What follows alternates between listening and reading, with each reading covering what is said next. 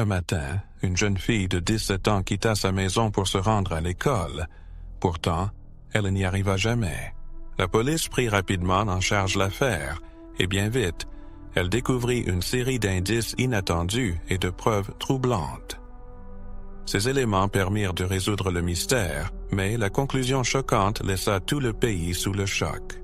Ellie Gould était née le 6 février 2012 dans la petite ville de Keln, en Angleterre. Elle avait grandi dans une famille aimante et soudée, entourée de ses parents, d'un frère aîné et de nombreux proches habitant à proximité. Dès son plus jeune âge, Ellie se passionnait pour les animaux, et plus particulièrement pour les chevaux. Ses parents l'emmenaient souvent dans une ferme voisine, et ils finirent par lui offrir un poney. Très vite, Ellie se mit à monter et à participer à des compétitions équestres, obtenant de bons résultats. Elle rêvait d'étudier la psychologie à l'université et d'intégrer plus tard la police montée. Au début de l'année 2019, Ellie, alors âgée de 17 ans, terminait ses dernières années de lycée. Elle avait de nombreux amis grâce à sa gentillesse et à sa capacité à éviter les conflits. Plus tôt cette année-là, un camarade de classe l'avait invitée à sortir et ils avaient récemment commencé à se fréquenter. Le matin du 3 mai, Ellie se réveilla tôt pour se préparer pour l'école. Comme elle n'avait cours que l'après-midi, elle ne comptait assister qu'à quelques leçons. Elle prévint une amie pour qu'elle vienne la chercher plus tard, salua ses parents avant qu'ils partent au travail et attendit. Quelques heures plus tard, Ellie envoya un message à son amie, lui disant qu'elle avait décidé de ne pas aller en cours ce jour-là et qu'elle resterait finalement chez elle. Elle lui demanda de ne pas passer la prendre. Pensant qu'Ellie voulait simplement éviter quelques cours, son amie ne se soucia pas davantage de cette décision. Aux environs de 15 heures, le père d'Ellie rentra du travail. Lorsqu'il entra dans la cuisine, il fut confronté à une scène déchirante. Ellie gisait face contre terre, entourée d'une large flaque de sang. Choqué, il pensa d'abord qu'elle avait peut-être chuté et s'était blessée à la tête. Mais il remarqua alors des traces de sang tout autour de la cuisine. En s'approchant, il aperçut un couteau planté dans son cou, ses mains agrippant encore le manche. Le père d'Ellie appela immédiatement les services d'urgence et tenta de lui administrer les premiers secours, suivant les instructions de l'opérateur. Cependant, la jeune fille ne montrait aucun signe de vie, et il comprit rapidement qu'elle était déjà partie. Lorsque les secours arrivèrent, ils ne purent que constater le décès, estimant qu'Ellie était morte depuis au moins 4 heures. Ils remarquèrent également de nombreuses blessures par arme blanche sur son corps, principalement autour du cou. Les parents d'Ellie étaient dévastés, incapables de croire à l'horreur de la situation. Lorsque la police leur annonça que leur fille avait été assassinée, son père refusa d'abord d'accepter la réalité, pensant toujours, sous le choc, qu'il s'agissait d'un accident tragique. Une fois le corps confié au médecin légiste, de nouveaux détails apparurent. Outre les 13 coups de couteau infligés à son cou, des signes de strangulation furent détectés. Les enquêteurs conclurent que l'agresseur avait d'abord tenté de l'étrangler, mais, ne parvenant pas à ses fins, il s'était ensuite servi d'un couteau. Ils relevèrent aussi de nombreuses blessures de défense, indiquant qu'Ellie avait essayé de se battre pour sa vie. Alors que les équipes de la police scientifique examinaient la scène du crime, les détectives entamèrent leur enquête. Ils emmenèrent les parents d'Ellie au poste et leur demandèrent si quelqu'un aurait pu en vouloir à leur fille. Après une pause, les deux parents pensèrent au même nom, Thomas, le petit ami d'Ellie. Sa mère expliqua aux enquêteurs qu'Ellie avait commencé à sortir avec Thomas quelques mois plus tôt, et qu'au départ, elle en était ravie. C'était sa première relation, et Thomas semblait parfait. Excellent élève, sportif et membre de l'équipe d'athlétisme de l'école. Mais la situation avait rapidement changé. Thomas s'était mis à exiger de plus en plus de temps avec Ellie, devenant chaque jour plus insistant. Ellie, quant à elle, jonglait entre la préparation de ses examens finaux et les soins à ses poneys, qui demandaient beaucoup d'attention. Au fil du temps, le comportement de Thomas s'aggrava. Il se renfrognait, l'accusait de ne pas vouloir passer assez de temps avec lui et tentait de plus en plus de la contrôler. Il l'appelait et lui envoyait des messages en continu tout au long de la journée, puis boudait lorsqu'elle ne répondait pas immédiatement à chacun d'eux. Au début, les parents d'Ellie pensaient simplement que Thomas n'était pas fait pour elle. Quand il venait chez eux, il restait souvent silencieux, ce qui leur paraissait étrange. Ellie, d'un naturel sociable, semblait mal assortie à quelqu'un d'aussi fermé, et ils ne pensaient pas que cette relation durerait. Ils avaient raison. Après quelques mois, Ellie envisagea de rompre. Le comportement de Thomas la mettait de plus en plus mal à l'aise, et elle voulait se concentrer sur ses examens et ses candidatures à l'université. Finalement, elle se résolut à mettre fin à leur relation et en informa Thomas le 2 mai, soit un jour seulement avant sa mort. La police interrogea les amis d'Ellie, qui ajoutèrent des détails sur la rupture. Eli leur avait confié que Thomas avait mal réagi à cette annonce. Il avait tenté de la convaincre de rester avec lui, l'appelait sans cesse et demandait sans relâche à la revoir, mais Eli refusait catégoriquement. Leurs amis communs remarquèrent également un changement chez Thomas après cette séparation. Ce même jour, il publia un message en ligne exprimant la difficulté des derniers jours pour lui. En plus de la rupture, son père venait d'être diagnostiqué d'un cancer et sa tante était décédée récemment. Dans son message, Thomas confiait avoir du mal à faire face à tout cela et disait qu'il envisageait de demander de l'aide aux conseillers de son école. Après avoir lu cette publication, plusieurs amis de Thomas prirent contact avec lui pour lui apporter leur soutien. Ils le trouvèrent réellement abattu et plongé dans un état dépressif. Cependant, lorsque la police leur demanda s'ils pensaient que Thomas pourrait faire du mal à Ellie, ses amis nièrent en bloc, affirmant qu'ils ne pouvaient imaginer qu'il soit capable de violence.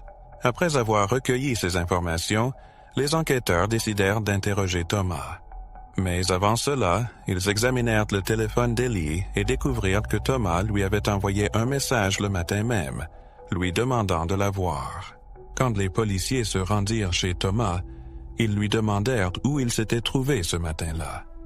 Thomas expliqua que sa mère l'avait déposé à l'école, mais qu'il était trop bouleversé par la rupture et d'autres soucis pour assister aux cours. Alors, il décida de sécher les cours. Il attendit que sa mère soit partie, puis marcha jusqu'à un arrêt de bus et rentra chez lui en bus. En route, il avait envoyé un message à un professeur pour l'informer qu'il ne viendrait pas en cours. De retour chez lui, il affirma qu'il était resté toute la journée à se reposer. Au cours de la conversation, il demanda si tout allait bien pour Ellie. C'est alors que la police lui annonça sa mort. Les enquêteurs se rendirent ensuite chez sa mère, où ils découvrirent un détail inattendu. Elle confirma avoir déposé son fils à l'école, mais ajouta que lorsqu'elle était rentrée peu après, Thomas n'était pas à la maison. La police décida alors de questionner Thomas de nouveau. Il admit qu'il n'avait pas voulu que sa mère sache qu'il avait séché les cours toute la journée, alors il s'était caché dans son placard, attendant qu'elle parte au travail. Au cours de cet échange, les enquêteurs remarquèrent des éraflures récentes sur le visage de Thomas. Lorsqu'on l'interrogea à ce sujet, il affirma qu'il s'était griffé lui-même, mais les enquêteurs restaient sceptiques. D'après le rapport du médecin légiste, Eli avait tenté de repousser son agresseur, ce qui suggérait que ses blessures pouvaient avoir été causées lors de cette lutte. Les agents interrogèrent également les voisins d'Ellie, et l'un d'entre eux partagea une observation intrigante. Ce matin-là, il avait remarqué un homme s'approchant de la maison d'Ellie, bien qu'il fût trop loin pour distinguer son visage ou d'autres détails. Cependant, il décrivit les vêtements de l'homme. La police décida de vérifier l'alibi de Thomas en consultant les données de localisation de son téléphone. Ils confirmèrent qu'il était bien rentré chez lui après avoir quitté l'école, mais découvrirent rapidement des incohérences notables dans son récit. À 10h50, le téléphone de Thomas se déconnecta du Wi-Fi de la maison et le signal indiqua un déplacement en direction de la maison d'Ellie. 3 minutes plus tard, son téléphone fut détecté dans le quartier de la jeune fille, où il resta localisé pendant près d'1 heure. À 11h50 et 1, le téléphone commença à se diriger de nouveau vers la maison de Thomas, se reconnectant au Wi-Fi quelques minutes plus tard. Les policiers réalisèrent qu'ils ne pouvaient pas avoir parcouru cette distance à pied en 3 minutes, sachant qu'il habitait dans une ville voisine, à plusieurs kilomètres de là. Ils examinèrent ensuite les enregistrements des caméras de surveillance le long de cet itinéraire et remarquèrent une Ford Focus argentée appartenant aux parents de Thomas. Les mouvements de cette voiture correspondaient aux données de localisation du téléphone, ce qui poussa les enquêteurs à conclure que Thomas en était probablement le conducteur. De plus, les caméras captèrent le véhicule quittant la maison de Thomas et y revenant seulement 18 minutes plus tard. Malheureusement, aucune caméra ne permit aux enquêteurs de déterminer précisément où ils s'étaient rendus ce matin-là. Cependant, ils parvinrent à cibler une zone générale dans laquelle Thomas aurait pu se trouver, et les agents se rendirent sur place pour effectuer des recherches. Au vu du peu de temps qu'il semblait y avoir passé, la police soupçonna qu'il y avait peut-être dissimulé des preuves. Ce pressentiment se confirma rapidement. En fouillant une zone boisée, les agents découvrirent un sac poubelle contenant des chiffons ensanglantés et un tablier. Cette découverte justifia une perquisition au domicile de Thomas. Lorsqu'ils lui demandèrent où se trouvaient les vêtements qu'il avait portés ce matin-là, Thomas affirma qu'ils étaient dans la machine à laver. Les agents les confisquèrent pour analyse. Ils prirent également ses chaussures pour les faire tester, et des spécialistes y trouvèrent des traces de sang sur presque tous les vêtements de Thomas. Bien que Thomas ait tenté de faire disparaître les taches, les experts en criminalistique réussirent à extraire un échantillon d'ADN des résidus de sang. L'analyse confirma qu'il s'agissait du sang d'Ellie, tout comme les taches retrouvées sur les chiffons dans les bois. Par ailleurs, la tenue vestimentaire de Thomas correspondait à la description fournie par le voisin d'Ellie, qui avait remarqué un homme près de chez elle ce matin-là. Avec ces éléments et d'autres preuves, un scénario plus clair commença à émerger. Selon les enquêteurs, Thomas aurait planifié ce crime à l'avance. Après que sa mère l'eut déposé à l'école, il serait immédiatement rentré chez lui en bus, se serait caché dans un placard et aurait attendu son départ pour agir. Il prit alors la voiture de famille pour se rendre chez Ellie.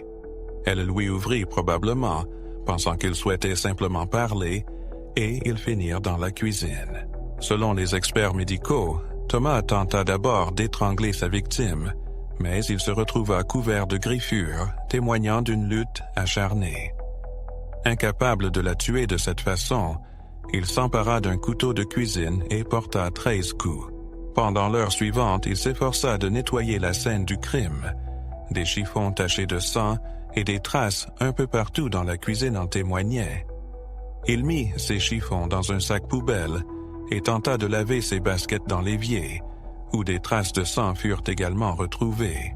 Thomas essuya ensuite le couteau avec un tablier de cuisine, probablement pour effacer ses empreintes, puis jeta le tablier dans le sac. Par la suite, il plaça le couteau dans la main d'Ellie et le positionna près de son cou, espérant probablement faire croire à la police qu'elle s'était elle-même infligé ses blessures. Un détail étrange fut découvert. Un message que reçut une amie d'Ellie, dans lequel elle disait qu'elle ne viendrait pas à l'école et demandait de ne pas passer la prendre. Les enquêteurs conclurent que ce message fut envoyé après sa mort, très probablement par Thomas. Il semble qu'il ait utilisé son iPhone, déverrouillé grâce à son empreinte digitale, pour envoyer ce message. Mais les actions de Thomas ne s'arrêtèrent pas là. Après avoir mis ses vêtements dans la machine à laver et jeté le sac de preuves dans un bois, il rencontra un voisin à qui il demanda de le raccompagner à l'école. Une fois sur place, il assista aux cours restants, bavarda avec des amis et alla même voir l'infirmière scolaire, lui confiant qu'il se sentait émotionnellement perturbé ces derniers jours. Inquiète, l'infirmière contacta sa mère, qui vint le chercher. Plus tard dans la journée, il posta un message sur les réseaux sociaux, mentionnant sa récente rupture avec Ellie et laissant entendre qu'il traversait des difficultés personnelles. À ce moment-là, le corps d'Ellie n'avait pas encore été découvert, et la police soupçonna que Thomas tentait de se construire un alibi. Il ne fallut que quelques heures aux enquêteurs pour rassembler toutes ces informations, et, dès le soir même, le jeune homme de 17 ans fut arrêté pour meurtre. Au départ, Thomas nia toute implication. Cependant, au premier jour du procès, le 29 août, soit 4 mois après le meurtre, il changea de version de manière inattendue. Face au juge, il admit avoir tué Ellie, mais en ajoutant une nouvelle version. Selon lui, il était venu chez elle ce matin-là pour réviser les examens. Thomas prétendit qu'une dispute avait éclaté au cours de cette révision et qu'il n'en gardait que des souvenirs flous. Il affirma se rappeler vaguement avoir tenté de l'étrangler, mais prétendit que tout le reste avait disparu de sa mémoire. Cependant, l'accusation rejeta cette version, soulignant plusieurs incohérences.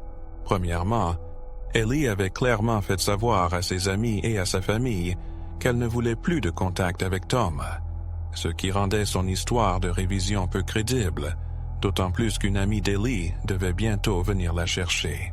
Deuxièmement, son supposé trou de mémoire semblait inconciliable avec les efforts minutieux qu'il avait fournis pour nettoyer la scène, pour tenter de faire passer la mort d'Ellie pour un acte auto-infligé, et pour se créer un alibi en retournant à l'école comme si de rien n'était.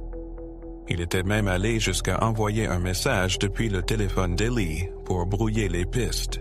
Compte tenu de tous ces éléments, le tribunal s'est rangé du côté de l'accusation, et en novembre 2019, Thomas fut déclaré coupable de meurtre. Avant que la sentence ne soit prononcée, Thomas fit une dernière déclaration, présentant ses excuses à la famille d'Ellie et exprimant des remords pour ses actes. Cependant, une question se posa quant à son âge lors du crime. Étant âgé de 17 ans, cela impacta la durée de sa peine. Le juge le condamna à la réclusion à perpétuité avec possibilité de libération conditionnelle après 12 ans, en ajoutant 5 années supplémentaires en raison de la brutalité du crime. Ainsi, Thomas pourrait être éligible à une libération à l'âge de 34 ans. La sentence provoqua une vive indignation, non seulement au sein de la famille d'Ellie, mais aussi auprès d'une grande partie du public. Nombreux furent ceux qui ne comprirent pas comment une personne ayant commis un meurtre prémédité pouvait recevoir une peine aussi courte, bien que personne ne put influencer la décision de la Cour. Le père d'Ellie déclara que ce verdict compromettait la sécurité d'autres femmes, qui pourraient devenir des victimes si Thomas venait un jour à être libéré. Il pense que Thomas est un psychopathe, constituant une menace pour la société, et estime qu'il ne devrait pas être remis en liberté avant d'avoir purgé sa peine complète. Cette injustice perçue poussa les parents d'Ellie à consacrer les années suivantes à défendre des réformes législatives. En 2021, ils obtinrent une victoire majeure. Les autorités adoptèrent la loi Ellie, permettant aux tribunaux de condamner les jeunes délinquants à des peines allant jusqu'à 27 ans dans certains cas, offrant ainsi des sanctions plus sévères pour les crimes graves. Malheureusement, le cas de Thomas avait été jugé sous l'ancienne législation, ce qui signifiait qu'il n'était pas soumis à ces nouvelles peines plus strictes. La seule concession que les parents de la victime parvinrent à obtenir fut l'obligation pour Thomas de suivre une thérapie intensive après sa libération, dans l'espoir que cela réduirait le risque de récidive. Depuis, les parents d'Ellie organisent régulièrement des événements en sa mémoire, invitant des enfants à monter les chevaux de leur fille, pour préserver son esprit vivant à travers eux. Comme sa mère l'a partagé, ces rassemblements apportent un peu de réconfort et aident à atténuer la douleur de la perte, car l'équitation était la plus grande passion d'Ellie. N'hésitez pas à partager vos réflexions sur cette histoire dans les commentaires et likez cette publication si elle vous a touché.